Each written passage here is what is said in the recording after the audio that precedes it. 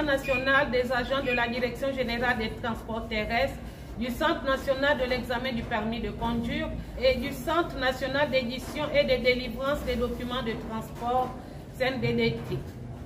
Le syndicat national des agents de la Direction générale des transports terrestres, SINA-DGTT, vient à travers le point de presse de ce lundi 13 janvier 2025 s'exprimer pour dénoncer les maux dont souffrent nos entités administratives, à savoir la Direction générale des transports terrestres, le Centre national de l'examen du permis de conduire et le Centre national d'édition et de délivrance des documents de transport.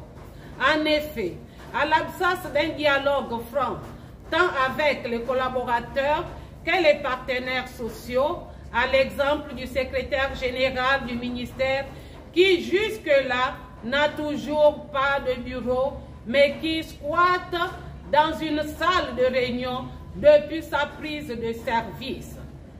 Pire, les missions et prérogatives du secrétaire général sont arrogées par le directeur de cabinet du ministre. Il y a la situation du chef de service administratif et financier de la DGTT suspendu temporairement par le ministre depuis plus de 8 mois, alors que ce dernier, CESAF, a été nommé en Conseil des ministres. Là encore, on observe une entrave à la déontologie administrative.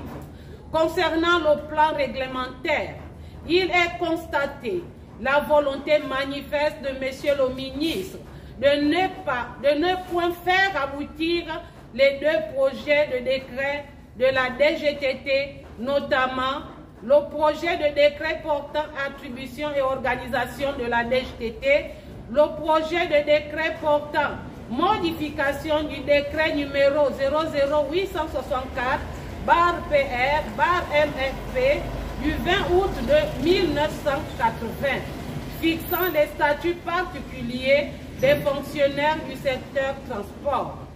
Les 10 textes pourtant transmis au cabinet du ministre depuis le 11 octobre 2024 et qui jusque-là ne sont toujours pas entrés dans la procédure d'adoption, transmission au secrétariat général du gouvernement puis en conseil des ministres. À ces textes fondamentaux et indispensables pour le fonctionnement de cette entité, on note également que 10 projets d'arrêté ont été transmis à la même date, toujours sans suite. Sur le plan organisationnel et fonctionnel, il convient de préciser que la DGTT, le CNDDT et le CNEPC n'ont pas bénéficié de budget de fonctionnement en 2024, pourtant voté. Où est passé ce budget de fonctionnement alors que nous sommes dans l'ère de la restauration des institutions? Comment peut-on alors demander à des entités ne disposant pas de budget d'être performantes? En outre, on note un dysfonctionnement notoire marqué par l'insuffisance et l'absence de postes de travail, mobilier, équipement, outils informatiques, l'absence de consommables, imprimés spéciaux et logiciels appliqués, l'obsolescence du matériel informatique, à l'exemple du CNEPC, du Centre national de l'examen de permis de conduire, qui dispose à ce jour que d'un ordinateur pour le traitement, la saisie du permis de conduire pour l'ensemble du territoire national. L'absence totale de véhicules de service et liaison depuis près de 20 ans.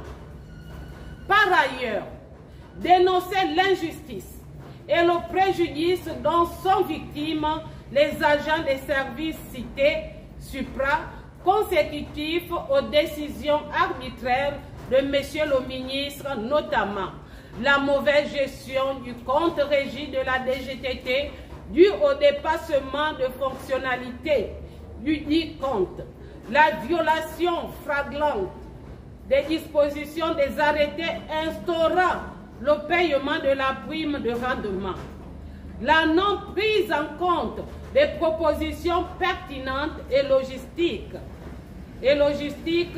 une soutenabilité et une pérennité de cette prime, la décote de 19% du montant de la prime des agents de la DGTT, CNEPC et CNDDT, créance créée par la décision injuste de M. le ministre.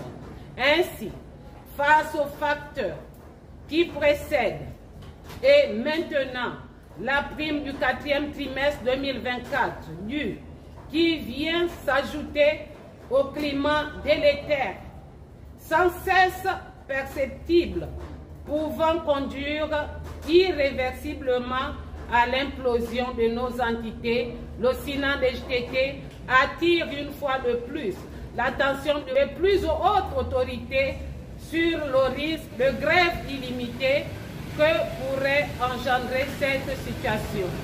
Fait à Libreville le 13 janvier 2025, la présidente du SINA-DGTT, Eugénie Maramba.